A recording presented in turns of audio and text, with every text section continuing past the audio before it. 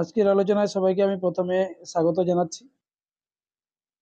আজকে একটা নতুন বিষয় নিয়ে আলোচনা শুরু করছি। তোমরা দেখতে পাচ্ছ একটা টিকা।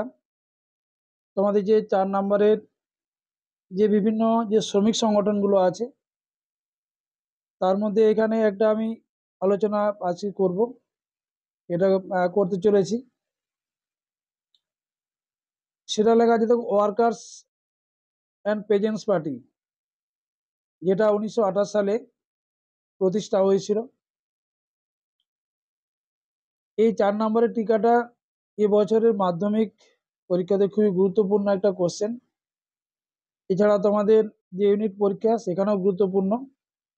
তাই এই বিষয়টাতে কি লিখতে হবে দেখো, এখানে ভূমিকাতে লিখতে হবে অসহযোগ আন্দোলনের পরবর্তী সময়ে। অসহযোগ আন্দোলন কখন হয়েছিল? 1920 থেকে 22, তার ঠিক পরবর্তী সময়ের কথা বলছে। 1927 খ্রিস্টাব্দে খ্রিস্টাব্দ পর্যন্ত শ্রমিক ও কৃষক আন্দোলন স্থিমিত হয়ে পড়লে,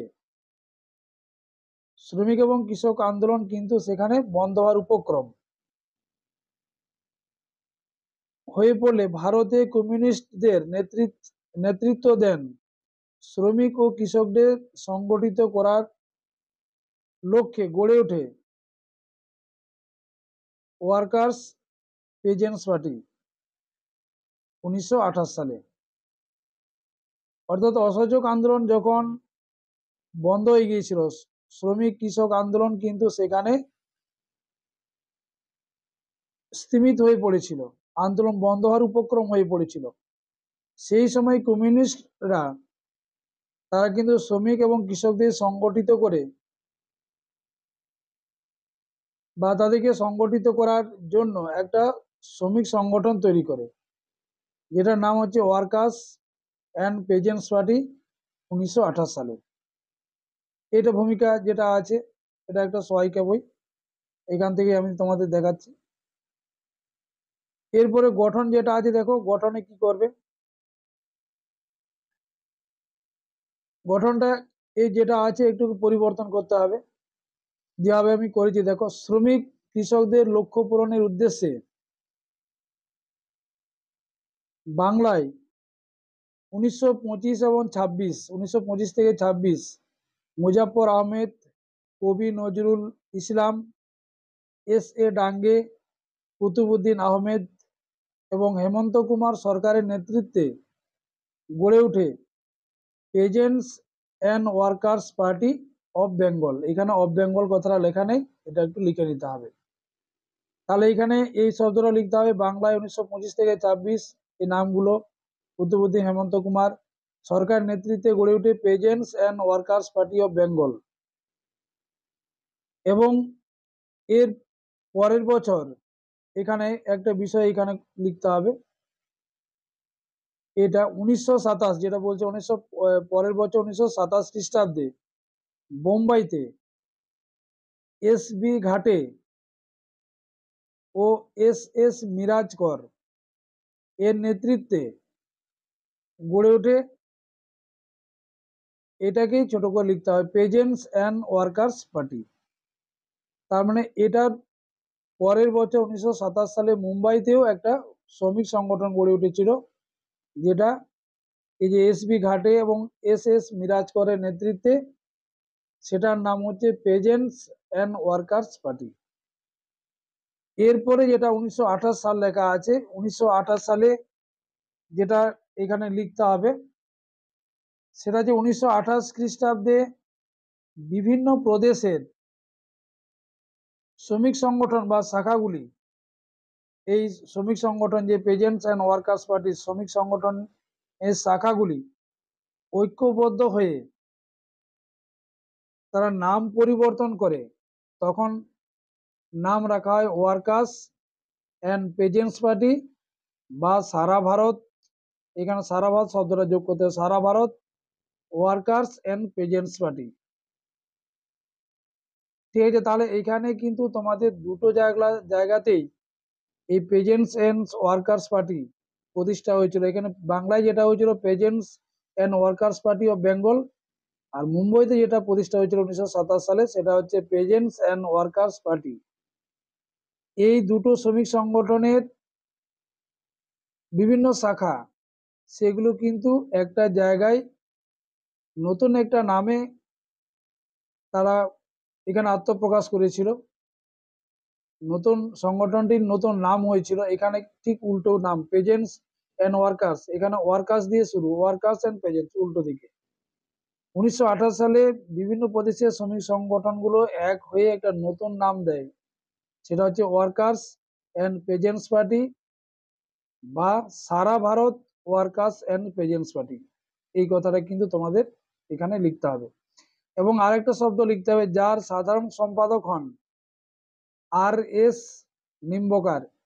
এখানে যে এখানে লেখা আছে দেখো, সারা ভারত ওয়ার্কার্স অ্যান্ড পেজেন্টস পার্টি, যার সাধারণ সম্পাদক হয়েছিলেন আর এস নিম্বকার।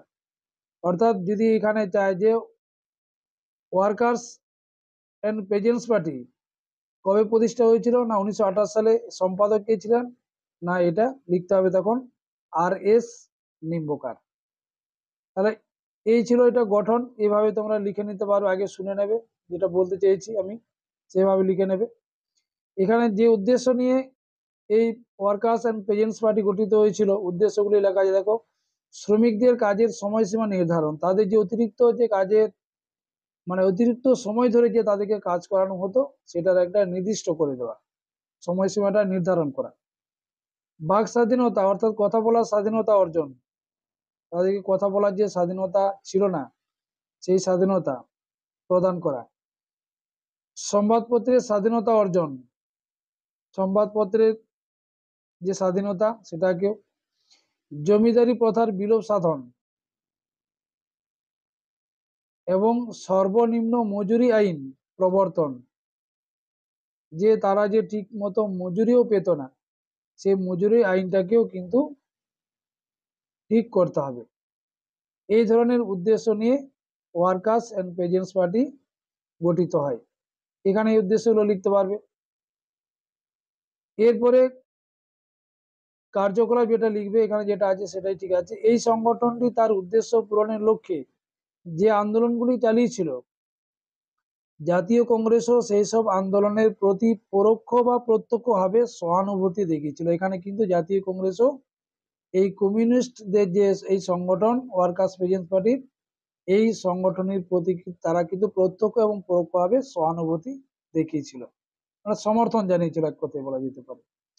কলকাতার ধাঁচে পরবর্তীকালে এরপরে পাঞ্জাব, বোম্বাই সমেত আরো অন্যান্য অঞ্চলে এইরূপ সংগঠন আত্মপ্রকাশ করে।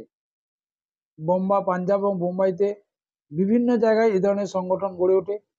তবে ট্রেড ইউনিয়ন আন্দোলনে, শ্রমিকদের যে আন্দোলন, এই আন্দোলনের সংগঠনটি সাফল্য পেলেও কৃষকদের সংগঠিত করার ক্ষেত্রে সাফল্য ছিল ক্ষীণ। কৃষকদেরকে কিন্তু এই ওয়ার্কার্স এন্ড পেজেন্টস পার্টির মাধ্যমে কৃষকদের কিন্তু সংগঠিত করা যায়নি। শ্রমিকদের ক্ষেত্রে সাফল্য পেয়েছিল ওয়ার্কার্স পেজেন্টস পার্টি, কিন্তু কৃষকদের ক্ষেত্রে সাফল্য একদমই কম ছিল, ক্ষীণ। লেখা আছে ক্ষেত্রে সাফল্য ছিল ক্ষীণ, অতি সামান্য যেটা বলা যেতে পারে। এই ছিল যে 4 নম্বরের যে ওয়ার্কার্স পেজেন্টস পার্টি। এই ওয়ার্কার্স পেজেন্টস পার্টির এখানে আরেকটা মনে রাখবে, এই যে ওয়ার্কার্স পেজেন্ট পার্টির যে মুখপত্র ছিল সেটা লাঙ্গল, লাঙ্গল পত্রিকা যখন নাম থাকে তখন যিনি সম্পাদক ছিলেন কাজী নজরুল ইসলাম, এবং পরবর্তী সময়ে ওটার নাম পরিবর্তন করা হয়েছিল গণবাণী, তখন কিন্তু অন্যজন সম্পাদক হয়েছিলেন। এখানে নামটা আছে দেখো, মুজাফফর আহমেদ। তখন কিন্তু গণবাণী পত্রিকা যখন নাম হয় লাঙ্গল থেকে গণবাণী, মুজাফফর আহমেদ। তার আগে ছিল কাজী নজরুল ইসলাম। ঠিক আছে, এই ছিল আজকের বিষয়। এভাবে লিখলে তাহলে এটা মোটামুটি নোটসটা কমপ্লিট হয়ে যাবে। এর আজকে এই পর্যন্তই। সবাই ভালো থেকো, এবং যারা সাবস্ক্রাইব করনি করবে, লাইক দেবে, কমেন্ট করবে। অবশ্যই কমেন্ট আমি পাইনি, যদিও কমেন্ট করবে, ভালো লাগুক না লাগুক সেটা বড় কথা নয়, কমেন্ট করবে। তোমরা কি ধরনের চাইছো সেটাও আমি তাহলে বুঝতে পারবো। ঠিক আছে, এই পর্যন্তই। সবাইকে গুড নাইট।